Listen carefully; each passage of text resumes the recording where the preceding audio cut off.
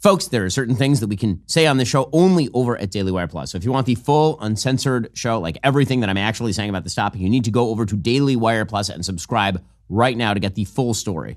In just a second, I want to talk about the nature of true evil and the West's unwillingness to confront and realize that that evil exists in the first place. First, I just want to remind you, in 10 days, our first ever theatrical release, Am I Racist?, hits theaters nationwide. Matt Walsh infiltrated the left's DEI circus. It's more crazy and absurd than you can possibly imagine. It might make you think. It will definitely make you laugh. Go to miracist.com for tickets and showtimes right now. Okay, so over the weekend, absolutely horrifying news. 6 Israeli hostages, including one Israeli American, whose parents spoke at the DNC. You recall them, the parents, the Goldberg Poland parents, they spoke at the DNC about how their son was being held hostage by Hamas in terror tunnels. Well, there's 100 hostages, many of them already dead, who are being held by Hamas. But over the weekend, Israel found the bodies of 6 hostages: Hirsch Goldberg Poland, Aiden Yerushalmi, Ori Danino, Alex Lobanov, Carmel Gott, and Almog Sarusi. I know the parents of at least one of these hostages. Met the mother of Ori Danino here in Florida not all that long ago. She obviously been praying for the safe return of her son. It's not just that the bodies of the hostages were found. It's how they were found. So you'll recall that last week, Israel freed a Bedouin Muslim Israeli citizen who was found in one of the terror tunnels. Well, at about that time, apparently, Hamas terrorists shot to death those 6 hostages. According to the Times of Israel, the 6 dead hostages recovered from the Gaza Strip over the weekend were killed 48 to 72 hours before their autopsy. So the absolute horror of that, keeping these 6 hostages alive for over 300 days and then shooting them in the back of the head, which is precisely what happened, underscores how deeply evil Hamas is. The entire situation turned into war because the IDF, the Israeli Defense Force, went into Gaza in order to dismantle Hamas, in order to destroy their infrastructure, in order to take over the Philadelphia corridor, which is the border between Israel and the Gaza Strip, in order to take over the Netzarim corridor, which runs across the middle of the Gaza Strip, and establish military control. And a lot of the talk turned to how Israel was prosecuting the war. Could they do it faster? Could they do it quickly? Could they do it more more humanitarian aid and all the rest of that? And that's been the discussion basically since October 15th or so. But everybody forgot. Everybody went to sleep on just how evil Hamas is. And that was the big reminder. The big reminder is that these are human monsters who are willing to hold hostages for over 300 days and then shoot them in the head to prevent them from being liberated. Because that's presumably what happened here. The IDF said it did not have the exact location of the hostages, but had indications of a general area where the 6 could be held and was operating carefully in the area. According to Daniel Hagari, who is the spokesperson for the IDF, troops began to search a tunnel complex some 20 meters underground on Saturday and found the hostages dead in the afternoon. Their bodies were extracted from Gaza overnight and brought to Israel for identification. Hamas itself has said that they effectively shot these people because the IDF was getting near. Now, that is not a change in policy for Hamas. Hostages who have been freed in earlier hostage deals, they've said that they were told by their Hamas captors that if the IDF got close, they would be. And this is what Hamas does. This is why Yahya Sinwar, who's the head of Hamas, who is hiding underground right now, he apparently has surrounded himself, according to reports, by upward of 20 hostages, presumably including women and children, hoping that Israel will leave him alone because otherwise he's going to threaten to shoot the women and shoot the children. The spokesman for the military wing of Hamas had said that following Israel's successful hostage rescue in Nuseirat in June, new protocols were given to terrorists guarding the abductees if Israeli troops were approaching them. But that's not actually new. We knew that from a long time ago, that they had said that they were going to shoot hostages if the Israelis got close. Then Hamas, just to add insult to injury, decided that they were going to release hostage videos, like the last videos of the various hostages. And they're heartbreaking. I don't want to play them here because, frankly, it's doing the work of Hamas. There's been contemporaneous documentation found in the terror tunnels that in which Hamas explains what they're attempting to do. Their attempt is to be so brutal and so vicious and so evil that it creates serious political schisms within Israeli society. Benjamin Netanyahu obviously was facing, the prime minister of Israel, a lot of political schisms well before, you remember, massive protests in the streets over judicial reform, which was a debate effectively about how to appoint the judiciary and what the powers of the judiciary would be. You had hundreds of thousands of people in the streets who are angry at Netanyahu, not just because of judicial reform, but because they don't like the current coalition government in Israel, the elected government of the state of Israel.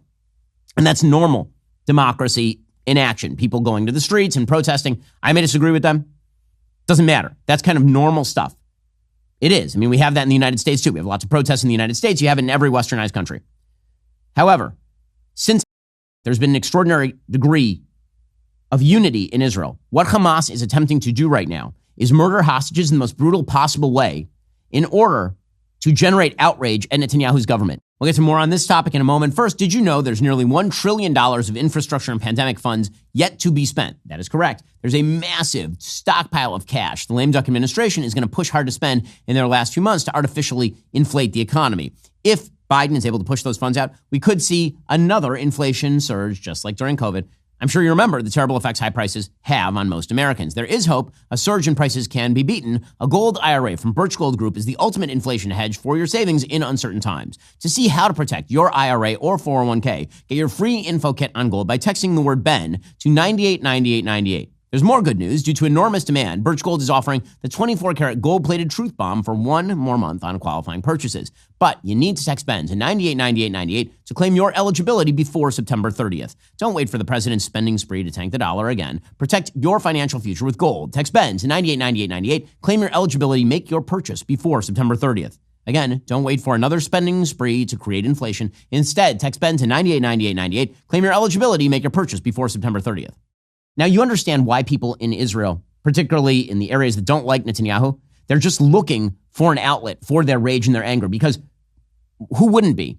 If Americans were being held en masse hostage by a foreign country, and then those Americans were being murdered systematically, then presumably there would be shock and outrage among the American public too. You'd get large-scale protests, you would imagine, against the sitting government.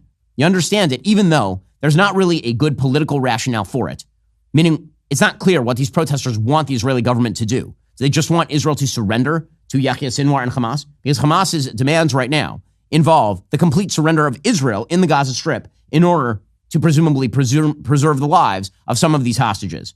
And we don't even know how many of them are left, because the disgusting International Red Cross has not even gone in and done its basic duty in ascertaining how many of these hostages are alive or providing them humanitarian care. They don't care about any of that. So what does that mean? That means that they want Israel to abandon the so-called Philadelphia corridor, which is the border between the Gaza Strip and Egypt, that was just honeycombed with terror tunnels through which enormous quantities of weaponry and machinery and, yes, terrorists were smuggled through from Egypt to Gaza and vice versa. Israel has taken over the Philadelphia corridor, that border. They've also taken over, as I say, the Netzarim corridor, which is about halfway through the Gaza Strip, in order to establish military control. Sinwar wants Israel to not only pull all military facilities out of the Gaza Strip, leaving him in charge, he also wants Israel to release hundreds of murderous terrorists, including a whole new leadership cast for Hamas. So, in order to obtain these hostages, he wants Israel to surrender. No country worth its salt can do that. That is not something that any country can actually do. Because if the idea is that when bad guys take your citizens hostage, you just surrender to them, you're not going to have a country for very long. They can always just take hostages and hold them for the next concession. This is a point that Netanyahu made over the weekend. So when this was first announced, he pointed out that the entire world has decided, and this is where this matters to the West, because why isn't this like a local regional issue? Obviously, there's been a very long-standing conflict. It's not going away anytime soon.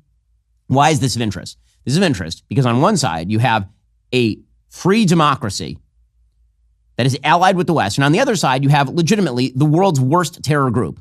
And somehow the West has found a unique way to decide that that terror group deserves compassion, deserves concession, deserves some level of recognition and decency, when in reality, every member of Hamas, up to and including the leadership, deserves nothing but death, because that is what they have brought upon themselves through their violation of basic human norms and standards of just basic human decency.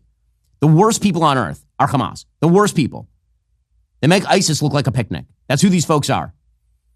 And this notion from the West that Israel, therefore, is the one that needs to be pressed to make concessions to the terrorists is totally insane and speaks to an ulterior political motive on the part of Americans and Brits who are pushing this sort of nonsense. The reality is the only way to win a war is to actually win the war. The reason that the West has not won a war since World War II is because it has forgotten that basic notion that the way to win a war is to win a war. If you look at the entire history of Western military conflict, when the West wins, it's not because there is some sort of peace agreement that is signed. It's because its enemies are utterly defeated. When its enemies are utterly defeated, then the West wins, and there is a long period of peace.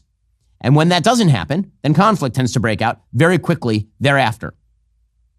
You cannot leave Hamas in place, but the fact that the West is even considering leaving Hamas in place or creating a quote-unquote Palestinian state, which would immediately be run and staffed by the very same people who are currently holding hostages and their best friends in the Palestinian Authority and Islamic Jihad, is totally insane. Here's Netanyahu making the perfectly obvious point that when you shoot hostages, it's a pretty good indicator you're not looking for a ceasefire deal. Hamas is continuing to steadfastly refuse all proposals. Even worse, at the exact same time, it murdered 6 of our hostages. Whoever murders hostages does not want a deal. For our part, we will not relent. The government of Israel is committed, and I am personally committed, to continue striving towards a deal that will return all of our hostages and ensure our security and our existence. Now, the way that the left operates internationally is the idea that there is a moral relativism between places like Israel and Hamas, or for that matter, between America and ISIS or America and Al-Qaeda, that all of these people have their grievances. And because they have their grievances, really those grievances can be alleviated by a kinder, gentler West. That concessions are what make the world go round. That diplomacy is the answer, rather than, killing people who take women and children hostages. This is insanity. It's crazy. But that sort of pressure is extraordinarily high because, again, it's an easier way of life to believe that everybody is good. Everybody is not good. Human beings all have the capacity for good and evil. It's a basic biblical teaching. All human beings have a capacity for good, and they also have a capacity for evil. This is something the Founding Fathers well understood. In Federalist 51, James Madison talks about the idea that men are not angels and men are not devils. We're somewhere in between. What that means is that some people cultivate the devil within to such an extent that they are able to do things like holding innocent civilians hostage in terror tunnels for 300 days and then murdering them instead of allowing them to be liberated in order to establish an Islamic caliphate in the Gaza Strip, and then, hopefully, they think, over Jerusalem and Tel Aviv. So Netanyahu, there's a lot of domestic pressure on him again. A lot of what's going on right now in the streets of Israel has very little to do, really, with the hostages, because there's no deal to be made with a group of people who want to murder every Jew possible. What it really has to do with is just a pent-up anger at Netanyahu's government. There may be good reasons for that. There may be bad reasons for that. But the idea that there's any sort of deal to be made, and that really what happened with the hostages is somehow on Netanyahu in some way, is an insane proposition on its face. So Prime Minister Netanyahu has a lot of domestic pressure on him right now. A lot of that is being actually created by the Biden administration and by Joe Biden, who's been sleeping on a beach. But not all of us have the ability to just go to sleep on a beach somewhere. We actually need a good mattress. Let me tell you a story. A couple of years back, I was tossing and turning all night, probably from the stress of, living with Democrats.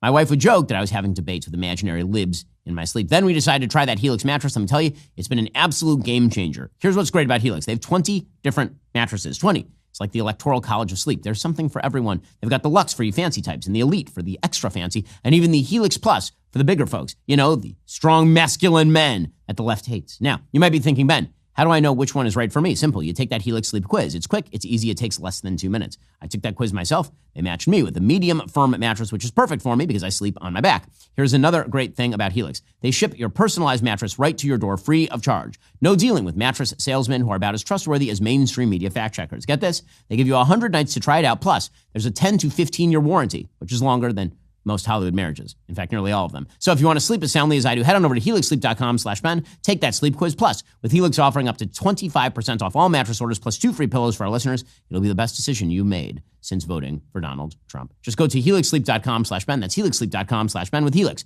Better sleep starts right now. Even more insane is the proposition that if Netanyahu were replaced, suddenly the conflict would end and everything would be hunky-dory. That, of course, is ridiculous as well.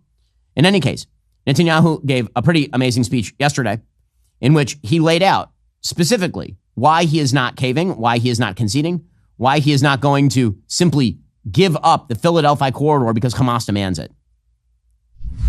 The axis of evil needs the Philadelphia corridor, and for that reason, we must control the Philadelphia corridor. Hamas insists for that reason that we not be there, and for that reason, I insist that we be there. Now, the narrative that you are hearing in the media today, because the media is a left-wing tool, The narrative you're hearing from the Biden-Harris administration, both Biden and Harris, the narrative you're hearing is that Netanyahu hasn't made enough concessions. To whom? To Hamas, the people who just murdered an American? Joe Biden was sleeping it off in Rehoboth Beach, but Hamas was murdering an American. He doesn't care. He says he met with the hostage families. Really, what has he done? What has he actually done? There are things that the United States could have done to bring pressure on Hamas. Joe Biden has done virtually none of them. But it really begins and ends with this leftist narrative that there is some sort of moral equivalence or parity in all human relations, which means that when someone is evil, if you believe in moral relativism, if you believe that it's just a matter of perspective, then what that means is that the more evil you are, the more there must be a justification to your evil, because otherwise you wouldn't be evil. If you're a moral relativist, the way that the left is when it comes to these matters, then your belief is the more evilly you behave, the more you have been victimized. The victimizer matrix is undefeated in terms of stupidity and immorality. So take a look at the headlines from the legacy media over the murder of these 6 hostages. CNN, Israeli-American hostage Hersh Goldberg Poland has died, his family says. Has died is definitely did he die of old age? Is that what happened? Here's what actually happened to Hersh Goldberg Poland. He was at the Nova Festival. He had his arm by Hamas. They then his arm. They kept him alive for 300 days and then they That's what actually happened to Hersh Goldberg Poland. But according to CNN, he, quote, has died. BBC's headline, Israel says bodies of 6 Gaza hostages recovered. Oh, what happened to them? What happened to them? I feel like that's kind of relevant. What happened? How did they die? Again, CNN, Israeli-American hostage has died. Well, he just natural causes. Was it cancer? And the willingness to obscure the evil of Hamas. And it's a deliberate willingness. There's only one way that headline gets written. And that's because you wish to obscure it. Sky News, Israeli hostages confirmed dead after army finds 6 bodies in Gaza. Again, the story is that they were murdered in the last 5 days. That's the story. They were kept alive. Imagine, just take a second to put yourself in the shoes of the hostages for 1 second. That you were in your own home or you were at a music festival. You were taken hostage by the world's worst vicious human beings. You were held alive underground with the shred of hope that maybe the IDF would find you for 300 days. And then as the IDF grew close, they put you down on your knees and they shoot you in the back of the head. That's what happened to these people. And the headline from the legacy media is, they died. Just randomly. It must have been a car accident or something. So Joe Biden's initial response, he put out an initial statement, did Joe Biden, and his initial statement said, quote, earlier today, in a tunnel under the city of Rafah, Israeli forces recovered 6 bodies of hostages held by Hamas. Now, first, we should point out, Israeli troops would have been in Rafah in February or March if it had not been for the Biden administration, which withheld munitions from the Israelis to prevent them from doing operations in Rafah. And Israel kept saying, we need to go into Rafah to go get our hostages and to extirpate Hamas. And the United States, including Kamala Harris, as we'll see, kept saying, don't go in there. You mustn't go in there. It'll be terrible if you go in there. The reason Hamas did not want Israel to go in there is because it was a Hamas stronghold. They did not want Israel to shut down the terror tunnels to Egypt. They did not want Israel to find hostages and free them. Biden continues, we have now confirmed that one of the hostages killed by these vicious Hamas terrorists was an American citizen, Hersh Goldberg Poland. I am devastated and outraged. Well, as we'll see, there's a lot more that Joe Biden could have done, but he was too busy sleeping and being senile. Hersh was among the innocents brutally attacked while attending a music festival for peace in Israel on October 7th. He lost his arm helping friends and strangers during Hamas's savage massacre. He had just turned 23. He planned to travel the world. I've gotten to know his parents, John and Rachel. They've been courageous, wise, and steadfast, even as they've endured the unimaginable. They've been relentless and irrepressible champions of their son and of all the hostages held in unconscionable conditions. I admire them and grieve with them more deeply than words can express. Well, I'm sure that means a lot to them. I know all Americans tonight will have them in their prayers, just as Jill and I will. I've worked tirelessly to bring their beloved Hersh safely to them, and I'm heartbroken by the news of his death. It is as tragic as it is reprehensible. Make no mistake, Hamas leaders will pay for these crimes, and we'll keep working around the clock for a deal to secure the release of the remaining hostages. Then how do you plan to hold them responsible for their crimes? Seriously, we're going to negotiate with Al-Qaeda, and we're going to hold Osama bin Laden responsible for his crimes, are mutually exclusive. We are going to hold Hamas responsible for the murder of an American, and we need to negotiate with Hamas to get to a deal they won't accept except for full-scale surrender. Those are mutually exclusive. And then Biden, because he's a cretin, just both Intellectually and morally, he's a cretin. He was asked yesterday, he makes his way back after 17 days of vacation, being a useless, moldering corpse at the beach. He makes his way back, and the zombie speaks. He's asked about the so-called ceasefire deal, and here's what he says. Mr. President, do you think it's time for Prime Minister Netanyahu to do more on this issue? Do you think he's doing enough? No. No, Netanyahu's not doing enough. No. How about every shred of blood is on Hamas's hands? Literally, they just shot hostages. And his first response is, Netanyahu needs to do more? The Israeli government needs to do more? Does he understand what kind of damage he just did? I'm sure he doesn't because he's a moron. But let me explain. When people shoot hostages and your first move is to put pressure on the other party, you are telling them to keep shooting hostages. You are telling them to keep upping the ante. The more hostages they shoot, the more pressure Biden-Harris will bring on the Israelis in favor of Hamas. That's what that response means. It's absolutely disgusting. Truly disgusting. The UK is doing the same thing, by the way. No shock there. The Labour Party, under Keir Starmer, the Foreign Secretary David Lammy, announced on the same weekend that Hamas shot 6 hostages, including an American. The Foreign Secretary David Lammy announced an embargo on arms to Israel.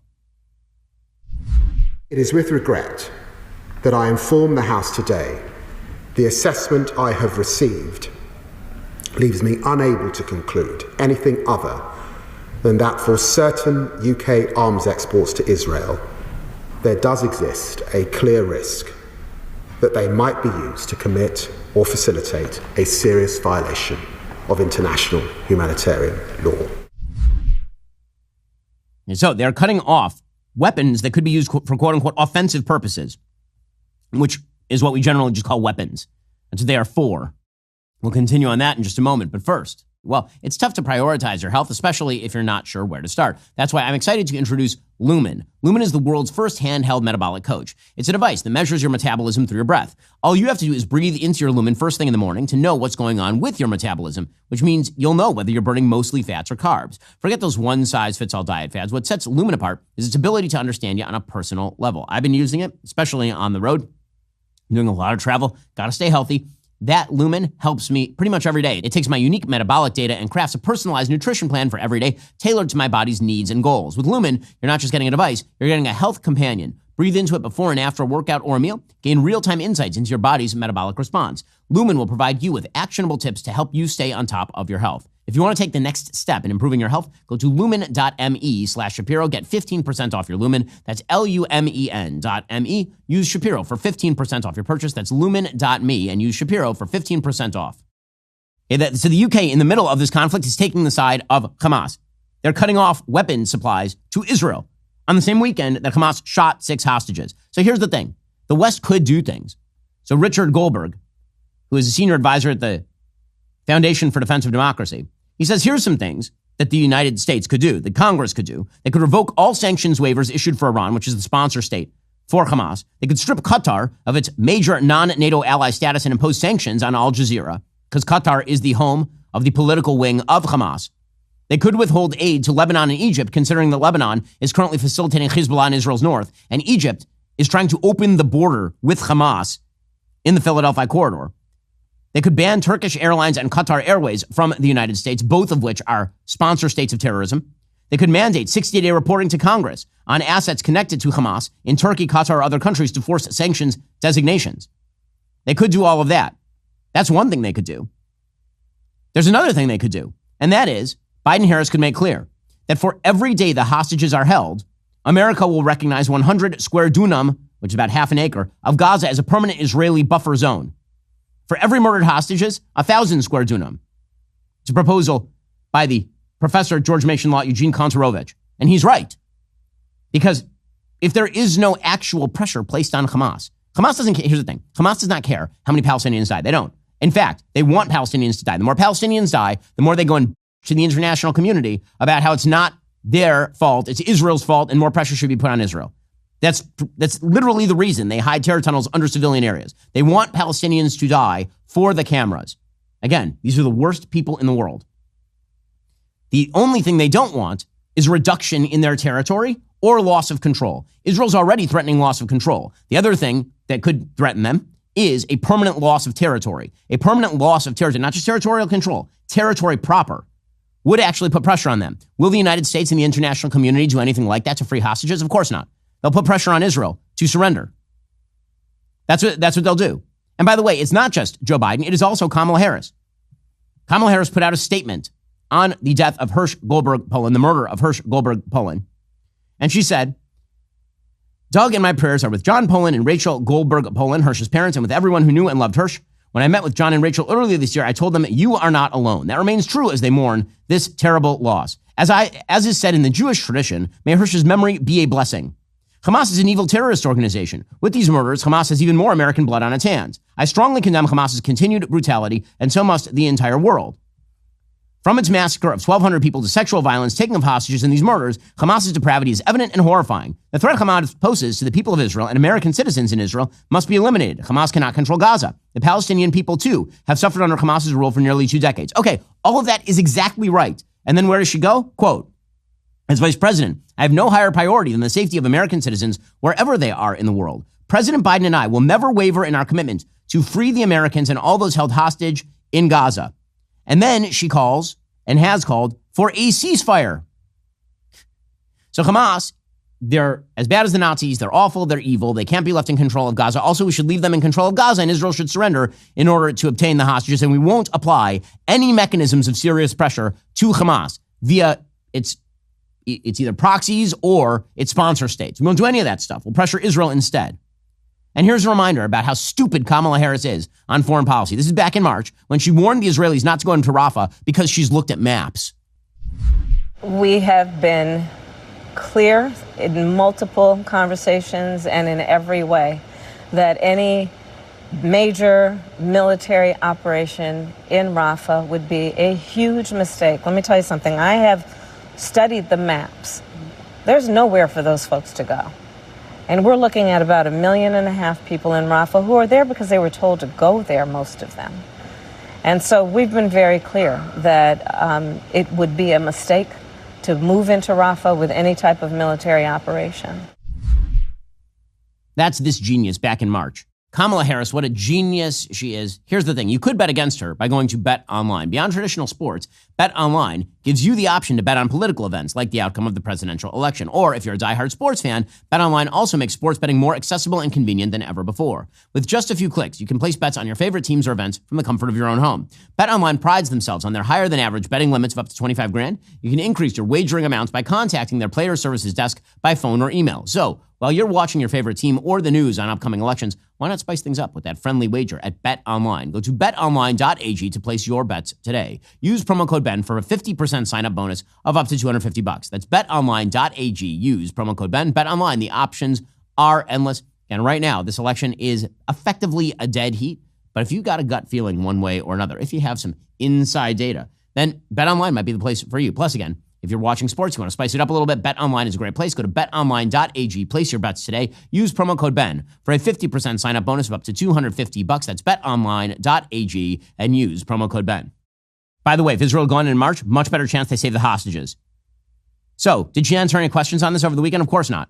So she got out of her car, and now she's doing the routine that you used to do to avoid talking with people at the office. She's going to pretend that she's on the phone. So she gets out of the car to avoid people yelling at her questions.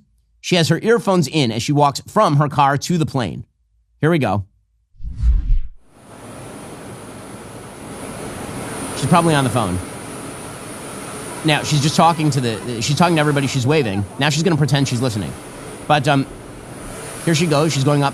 I notice that she's not talking to anybody because there's no one on the phone. She will do anything to avoid questions. Anything. And then she turns around and her phone is to her ear. Okay, I just have a question. Is that how earphones work now? That when you have earphones connected to your phone and they're in your ears, you also put the phone up to your ear? Is that a thing that you do frequently?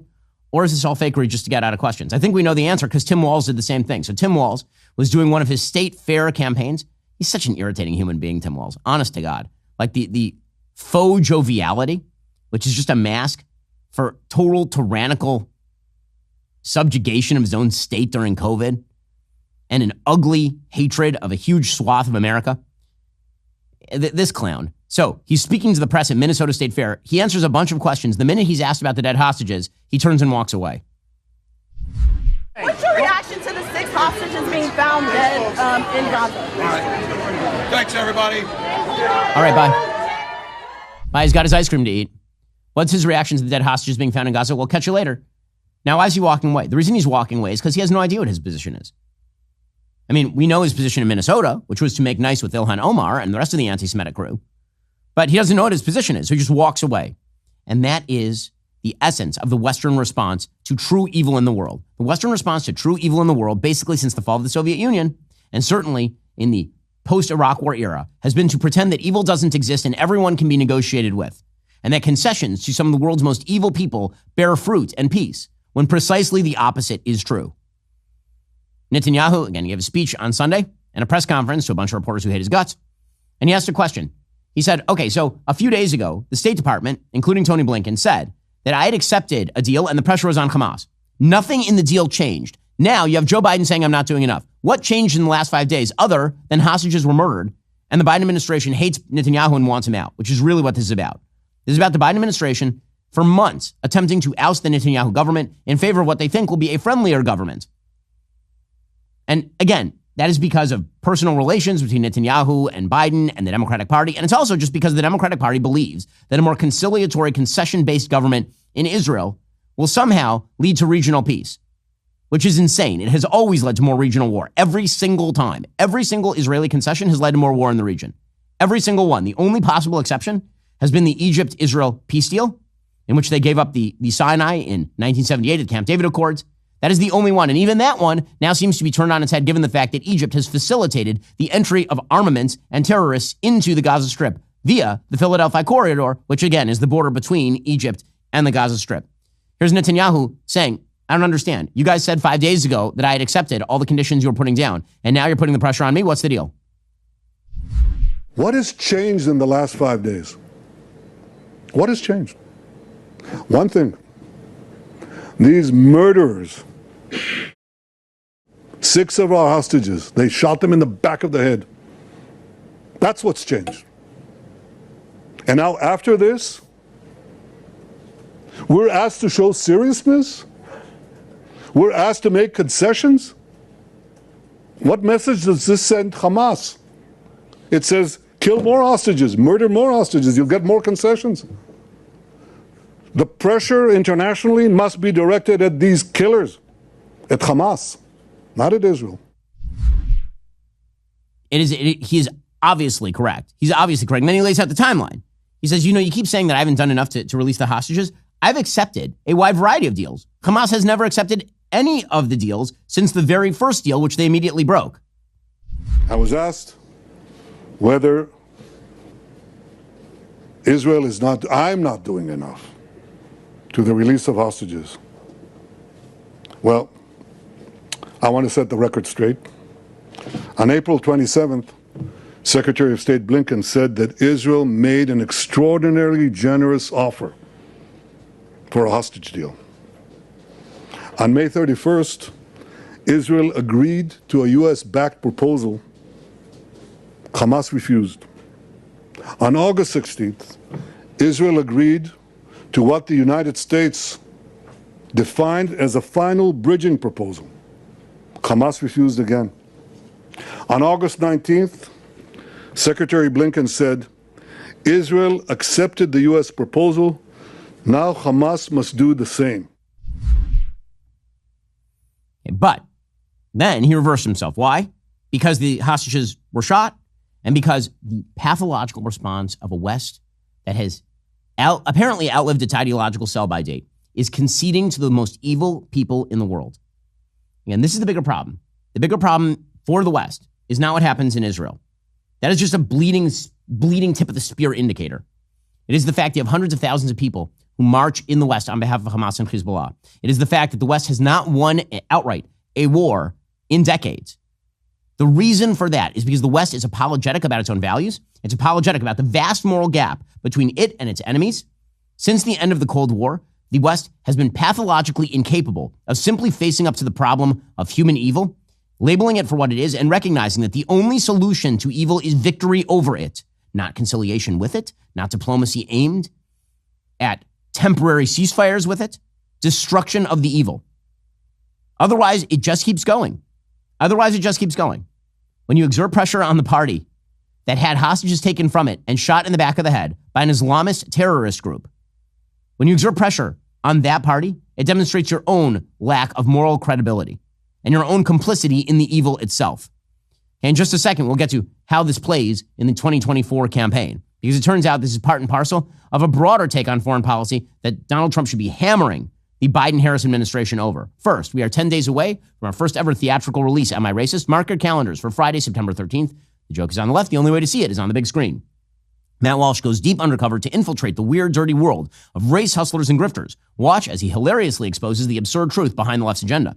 Theaters are selling out across the country. When they do, more screens are added. So if you've been to amiracist.com and you didn't see a theater in your city, go check again. Be part of the greatest troll on the left ever performed. Get your tickets. Join the fun on opening weekend. Go to amiracist.com for tickets and showtimes right now. Now, again, this is all part and parcel of a Western belief that American military force, that Western military force, that force of arms against the world's most evil people is somehow bad, which is why the Biden-Harris administration sees the Afghanistan pullout not as what it was, a massive debacle, a failure of not just imagination, but of practical application. They don't see that as what it is, a full-scale disaster for America that has led to great-scale aggression by Russia, by China, by Iran.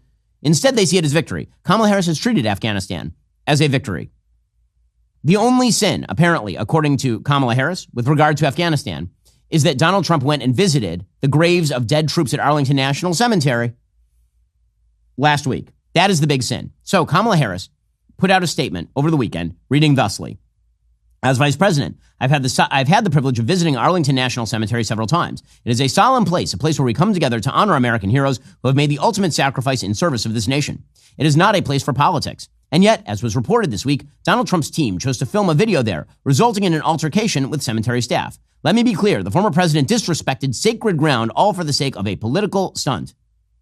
I will always honor and cherish the service and sacrifice of all America's fallen heroes who made the ultimate sacrifice on behalf of our beloved nation and our cherished freedoms. I mourn them and salute them, and I will never politicize them. No, you'll just get them killed, won't you? You'll just get them killed. Kamala Harris was the last person in the room on Afghanistan. She has celebrated every aspect of the Afghan pullout. She never got in contact with any of the families of the troops.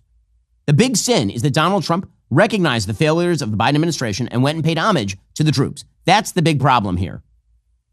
But we're supposed to believe that it's all about optics. It's the optics of how she treats the troops, not the underlying disdain she has for the reality of power politics in a world filled with nefarious powers. The great failure of the Biden administration is that American troops died because they were weak, because Biden and Harris are weak. That is why those troops died. The reason that we have what we have in Ukraine is because Biden and Harris are weak in the face of aggression.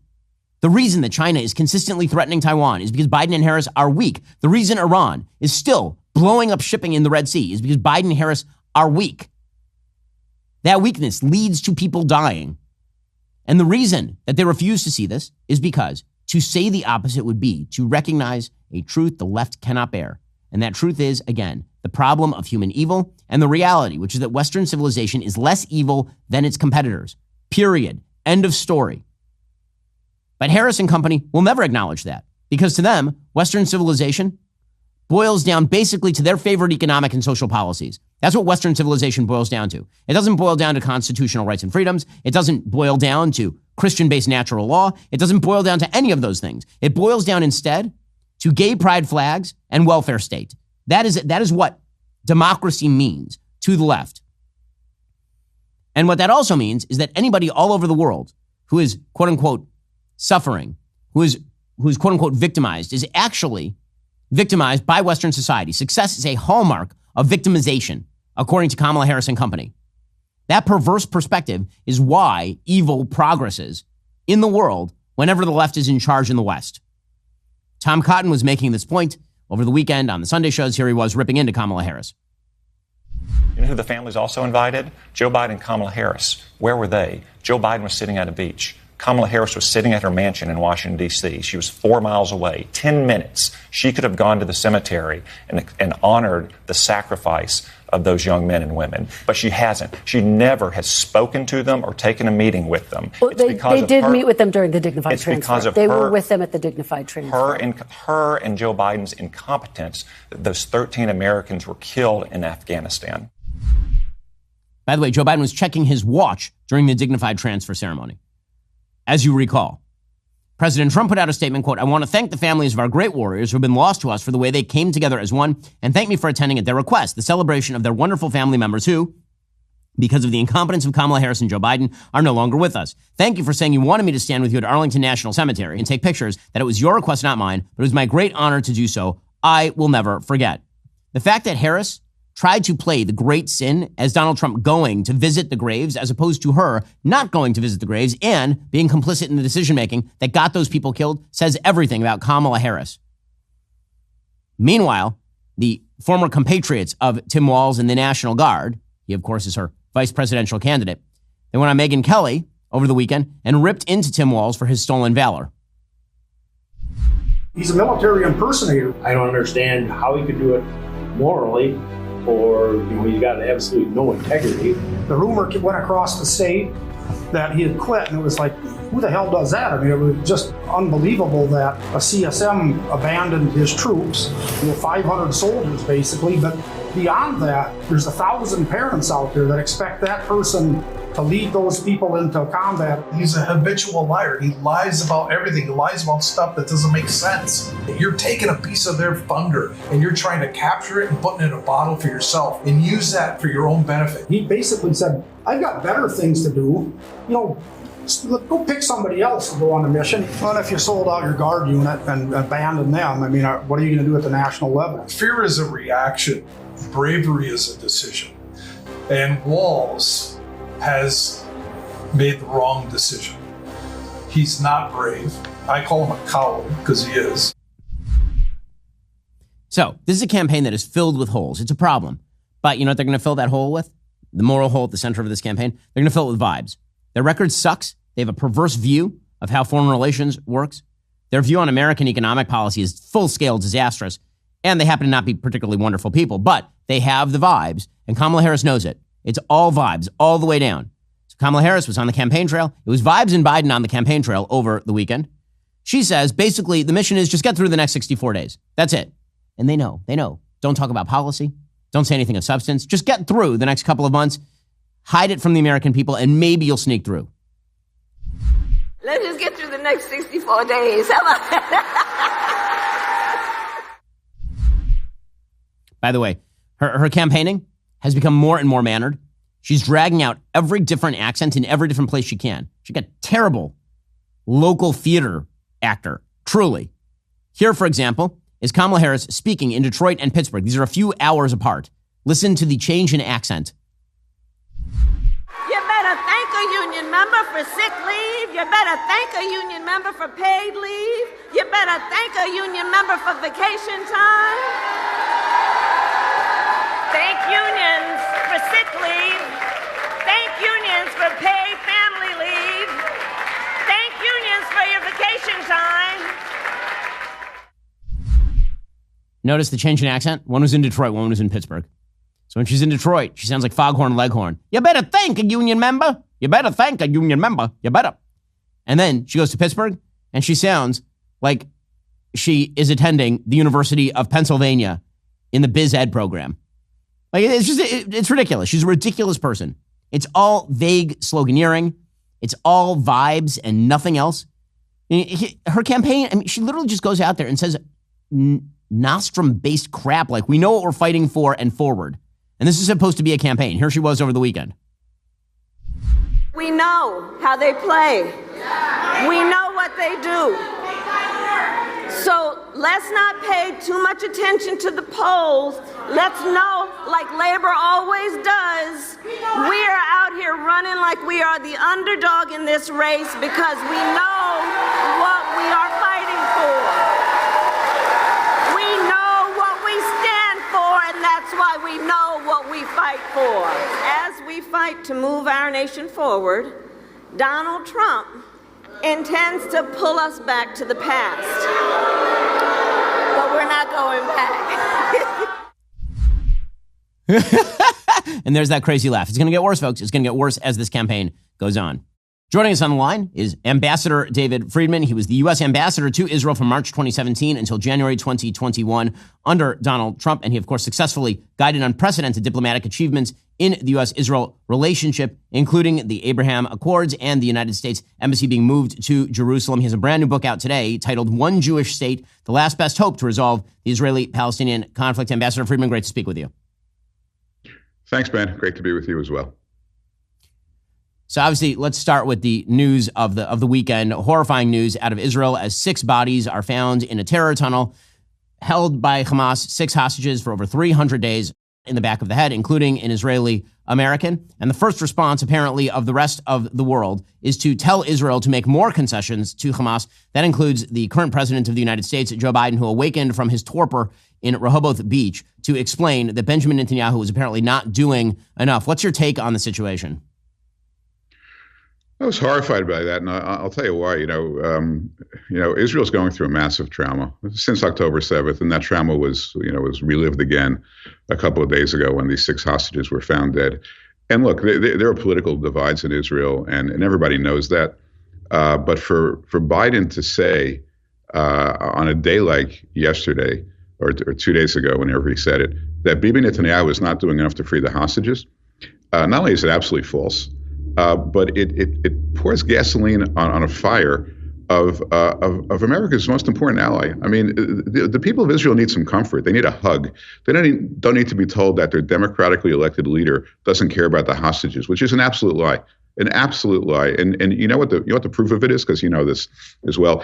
In unfortunately in Israel and in America, these things, everything leaks constantly. I mean, any story out is out in about 5-10 minutes. So here's the story that no one ever wrote. What was the deal? Right? What was the deal? How many hostages were being released and when? What was the price? How many murderers were being released? What was happening to Sinwar? What was happening to Mashal? What was happening to Gaza? Who was going to rule over it? Was Israel getting out, or permanently getting out temporarily? What was? The answer is no one knows, because there was no deal. And the idea of accusing Netanyahu at a time when he's fighting for his life, for the life of the country, is the worst political stunt, the most obnoxious political stunt I've ever seen anybody pull. And they should be ashamed of what they did. Ambassador Friedman, for those Americans who look at the conflict in the Middle East and they say, why does this even matter to us? Why is this something that actually we should care about? Why isn't this just a faraway conflict in a distant land? I think what this speaks to, the reaction of the Biden administration, or say the UK government, which is cutting off weapons to Israel in the middle of a war, it speaks to a new kind of Western idea since the end of the Cold War, that the West does not deserve to defend itself, that when something terrible happens to the West, it probably is because the West has been too harsh. It's because the West itself has brought it upon itself. It's all backlash. Why should what's going on in Israel matter to people who don't live in the region? Well, in the first place, it's disrupted everybody's lives. I mean, look at how those who hate our country have mobilized upon this war to foment insurrection everywhere. I mean, you can't go to college in America anymore in the blue states. You just can't go. I mean, I have friends whose kids, they're paying lots of money for tuition. They can't go to class, because this war has mobilized a current within the United States that is Marxist, communist, anti-American, and wants to destroy us. And those that want to destroy Israel want to destroy America, and Israel is the tip of the spear. And as goes Israel, ultimately that's the Western world. I mean, that's the tip of the Western world. They're fighting the front closest to our enemies. And so there's a direct line between how Israel does and prosecutes this war and defends itself, and how the rest of the Western world. I mean, look, you see, London is unlivable. Paris is unlivable. Why? Because these countries have followed exactly what you pointed out, that was somehow we need to commit national suicide as a way of self-governance, and we can't do that. We're 10 years behind London, on this. We can't do it, and Israel can't do it, and I would add one thing, Ben, which is that, the Bible still sells 2,000 copies an hour in America, 20 million copies a year. People care about the Bible. It's the last authentic, anchoring wisdom and values that we have left in our country, and we're losing that as well. But that's all we got left is the Bible, or the values, the Judeo-Christian values of that book. And that book lives in the land of Israel.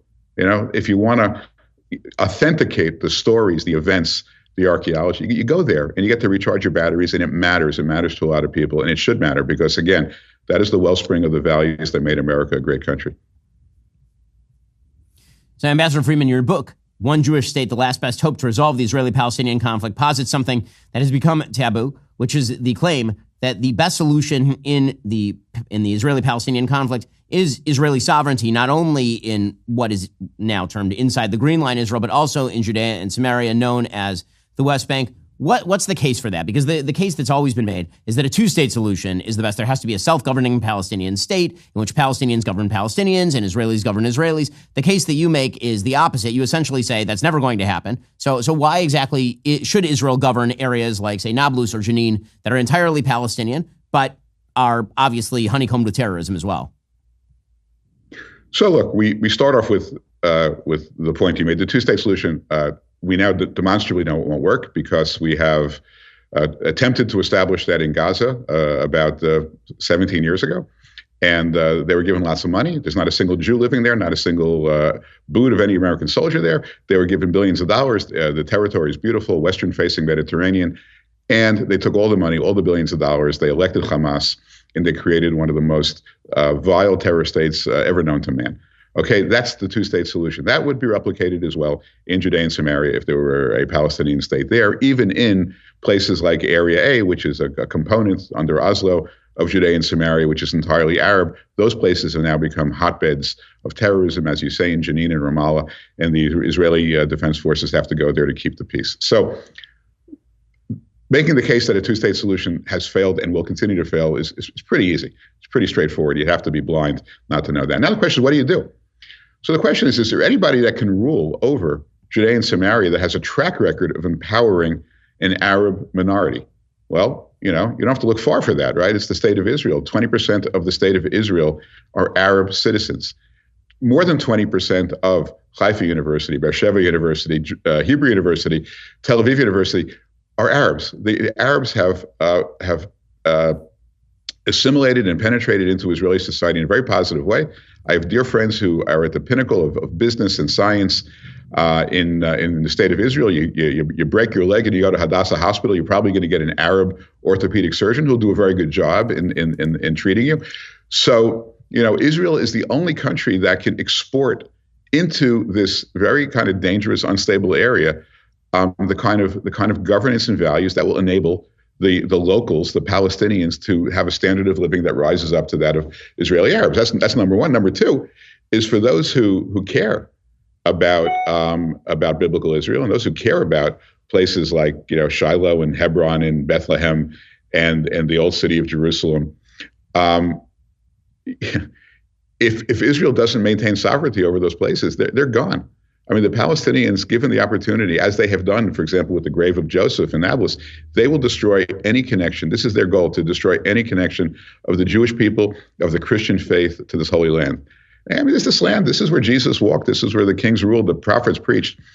These are not places that could be given away. I mean, I believe that is even the secular Israelis, even the far left in Israel, who kind of never wanted to get too close to the Bible, never get too close to their ancient history, wanted to recreate Israel in their own image. Even they are recognizing right now that this land is really the DNA of the Jewish people and essential to people who observe the Christian faith. And we can't give it away.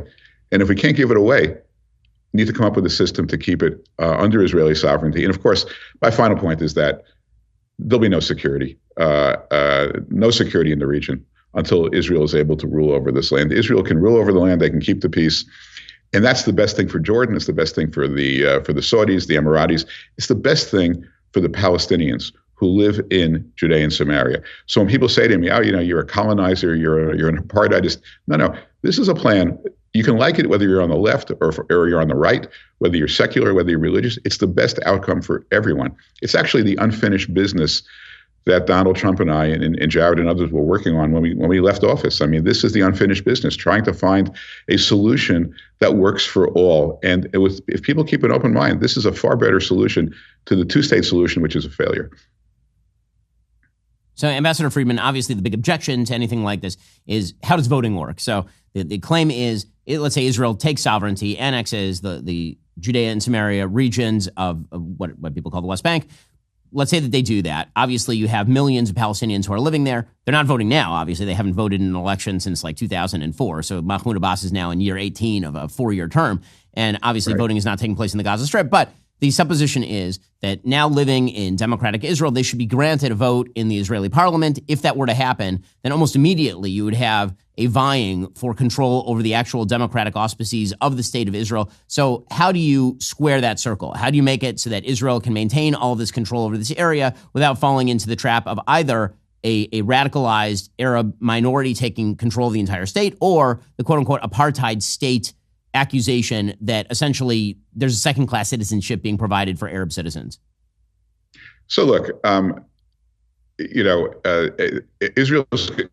if it took over Judea and Samaria, it will inherit a large, somewhat radicalized at this point, Arab population, and it will work with its partners to try to de-radicalize that by creating opportunities for the Palestinians there.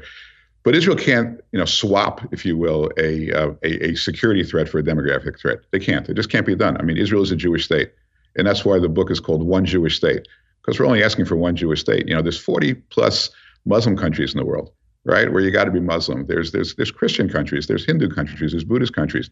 We're just saying, kind of one Jewish state, which means that the national character of the state of Israel, the collective right of self-determination, which is part of the Israeli nation state law, has to be Jewish. Within that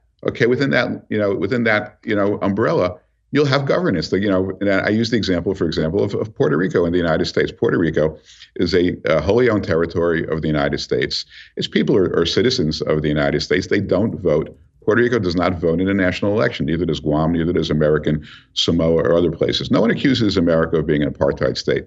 So we'll have to work on the governance. I mean, I think the Palestinians living in their communities should have civilian autonomy. They'll elect their mayors, they'll elect their governors. They'll possibly, if we're getting into serious discussions, we can talk about taxation and how they'll have representation in taxation. Possibly, we can go in different route and just say, look, There are 7 or 8 principles of Israel that you need 90% of the population to vote in favor of, and which is another way of maintaining the Jewish character of the state of Israel. There's ways to do it. To me, that's a detail. To let that detail get in the way of de-radicalizing the West Bank, of giving away the biblical heritage of the Jewish and the Christian people, and to creating another terror state that will simply do to Israel in spades and 10 times what Gaza did. It's a problem we're going to be able to fix. I have no doubt it's fixable if people take this seriously. Well, the book is One Jewish State, The Last Best Hope to Resolve the Israeli-Palestinian Conflict. The author is Ambassador David Friedman. Of course, he was ambassador to Israel under Donald Trump. David, thanks so much for the time. Really appreciate it. It's my pleasure, Ben. Thanks for having me. All right, folks, coming up, we're going to jump into Joe Biden joining Kamala Harris on the campaign trail. That's a terrible idea. If you're not a member, become a member. Use code Shapiro. Check out for 2 months free on all annual plans. Click that link in the description and join us. Republicans are Nazis. You cannot separate yourselves from the bad white people. Growing up, I never thought much about race. It never really seemed to matter that much, at least not to me. Am I racist? I would really appreciate it if you left. I'm trying to learn. I'm on this journey. If I'm going to sort this out, I need to go deeper undercover. They gon' say I'm racist. Joining us now is Matt, certified DEI expert. Here's my certification. And what you're doing is you're stretching out of your whiteness. Listen more for you in this field. Is America inherently racist? The word inherent is challenging there. I want to rename the George Washington Monument to the George Floyd Monument. America is racist to its bones. So inherently. Yeah, this country is a piece of white folks, white trash, white supremacy, white woman, white boy. Is there a black person around? There's a black person right here. Does he not exist? They gon' say I'm racist. Hi, Robin. Hi, what's your name? I'm Matt. It's had to ask who you are because you have to be careful. Never be too careful. They gon' say you racist. Buy your tickets now. In theaters September 13th. Rated PG-13.